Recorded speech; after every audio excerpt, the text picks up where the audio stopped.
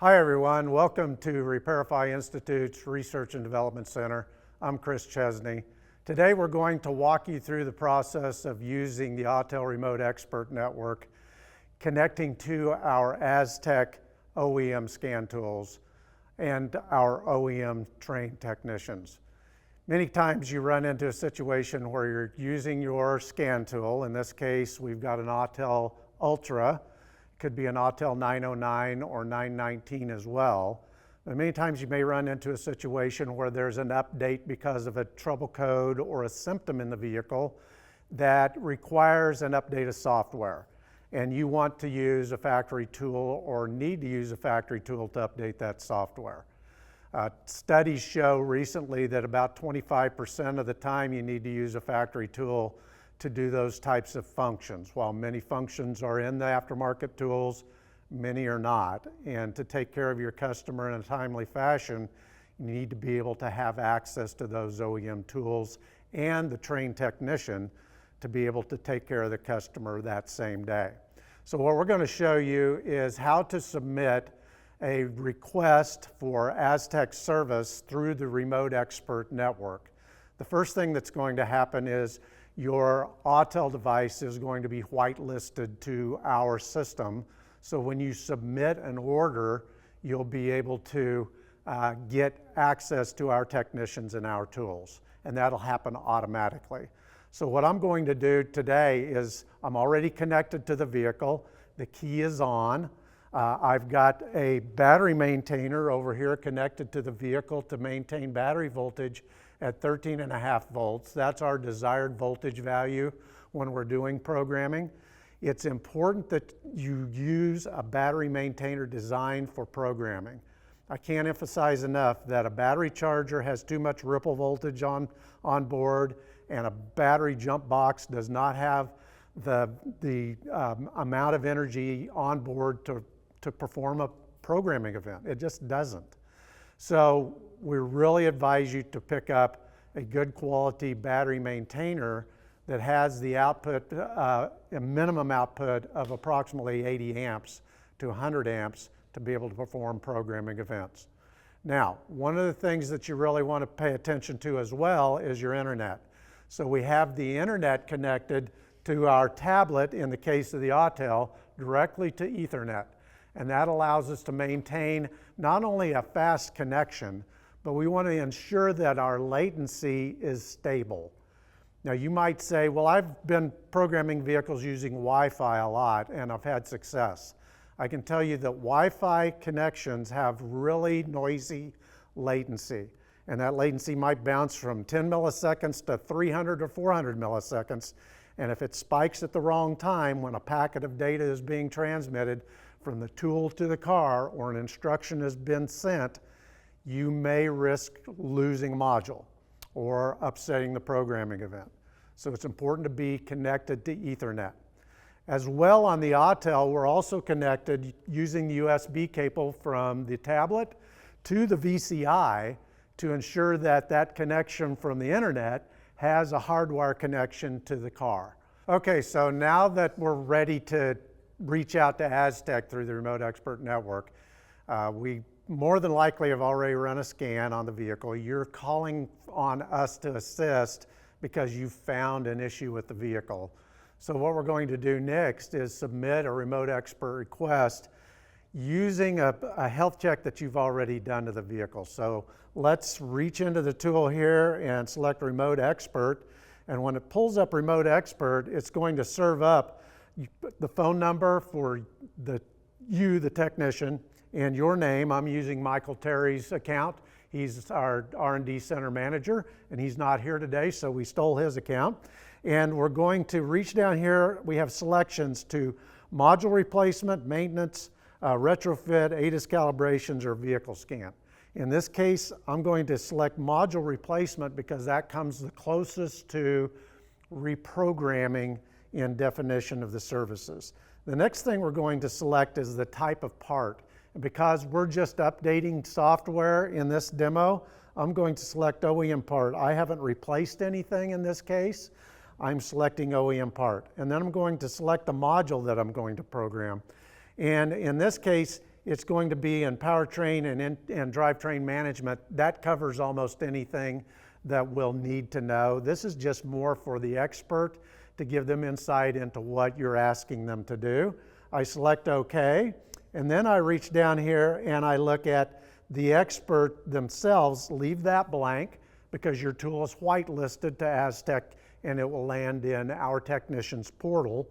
And then below that, we have the diagnostic report. So we can import a diagnostic report and we can see the report up here that we have. So I'm going to import that report.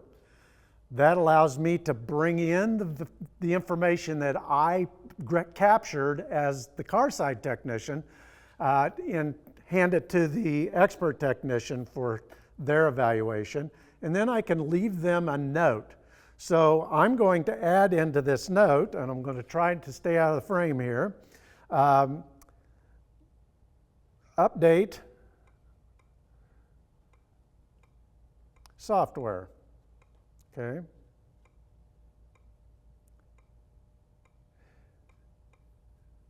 And because I don't want to totally take over the amount of time that we need to get a video put together, I've got our expert, Anthony Padilla.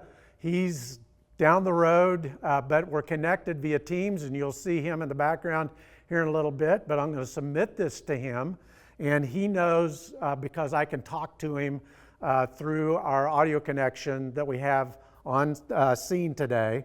And so I'm going to submit that, and Anthony's going to grab that ticket here in just a second.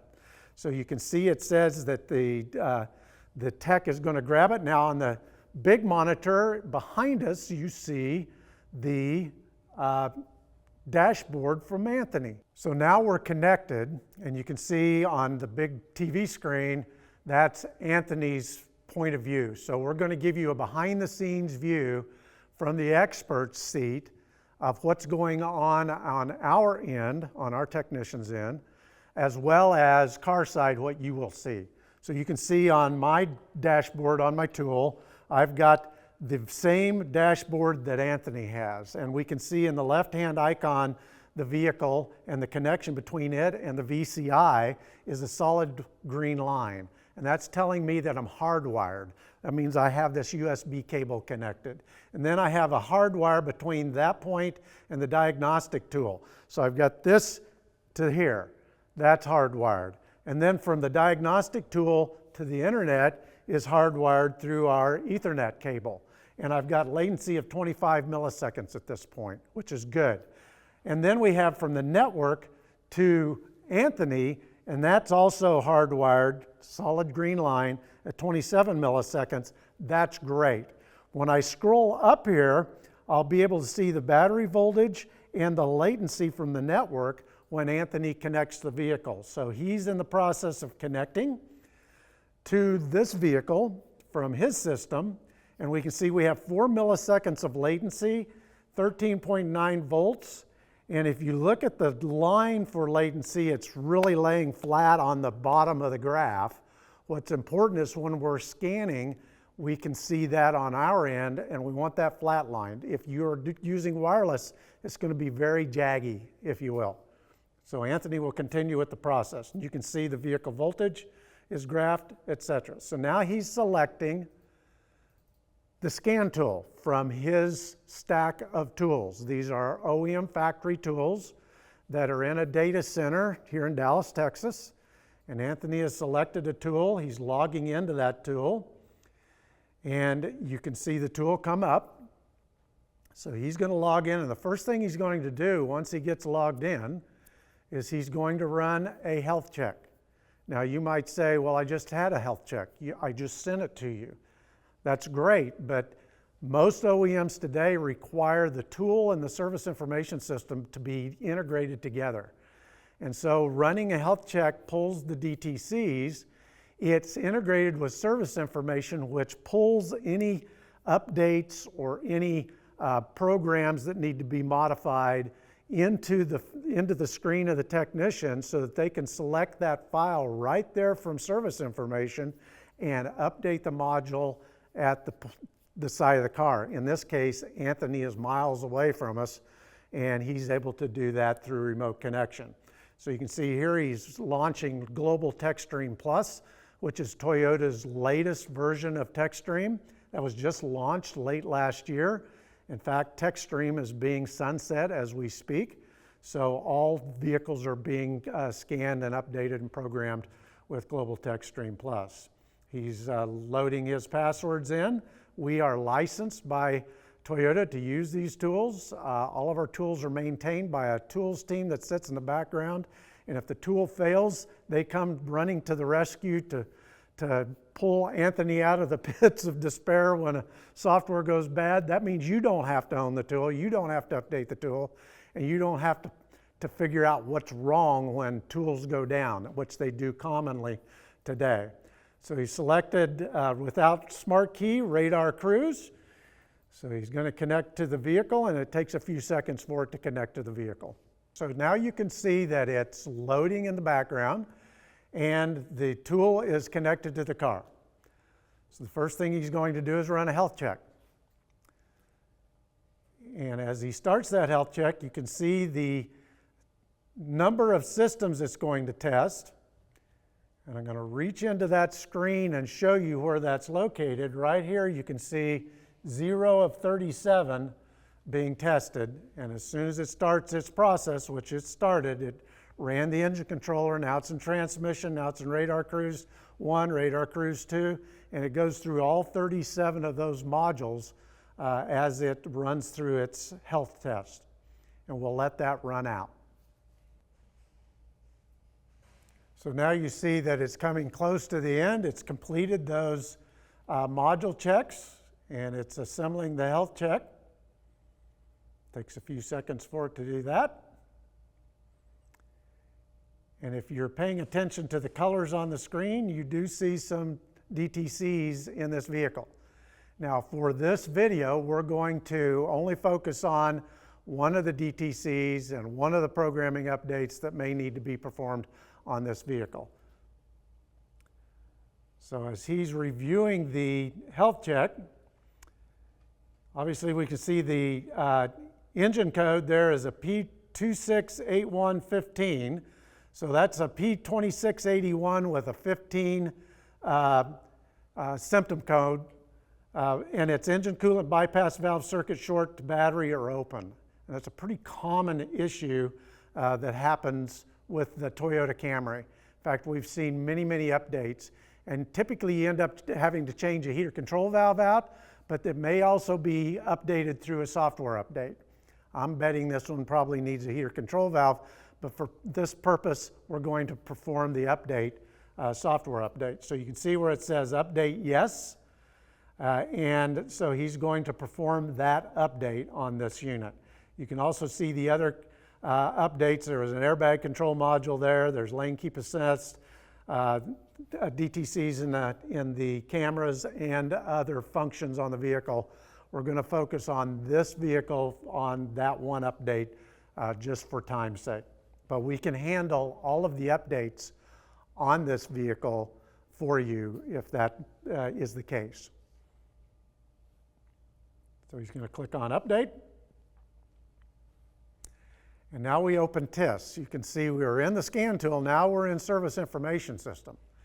And so he's pulled up the TSB, essentially, or the document that really points us to updating the software. And he's looking for the calibration for this vehicle, and he knows the TSB number and the poor heater performance when ambient temperature is below -4 degrees. We're in Dallas. It happens once in a while. And so we're going to read that TSB. Does it apply to the symptom that the customer is worried about or the DTC? And in this case, we're going to update the software based on the calibration code for this vehicle. And so when he scrolls down through the information, and for time's sake, he's found the vehicle. This typically has a Q4100 calibration ID on board, and the new ID is going to be a Q4300. If we went back to the health check, you would see the calibration ID of Q4100. So we're going to update to Q4300. He has calibration supersession notice that comes up in service information, and he's going to review that to make sure there's no other supersessions that should come up. It's going to be rare that you see that because of the way GTS functions, but you don't have to worry about this. At this point in time, until he texts you back or chats back with you, which we can't chat with each other on Remote Expert in this exercise because Anthony and I are on the same Remote Expert account. And so we can't chat with ourselves. So we do have a chat function, and we have the ability to text with you. So we can reach out to you and text you and say, hey, we need you to turn the key on and off, and we'll be able to do that in this case because I have visibility of the screen that Anthony's looking at. So he's looking at downloading that file. CUW file is the software for this vehicle. It opens the calibration update wizard, CUW, and now he's going to download that file. And when he downloads that, he's validating that we're using the right VCI for Toyota. In this case, it's the Mongoose Pro MFC2. That's on our end. We're using the Autel on this end.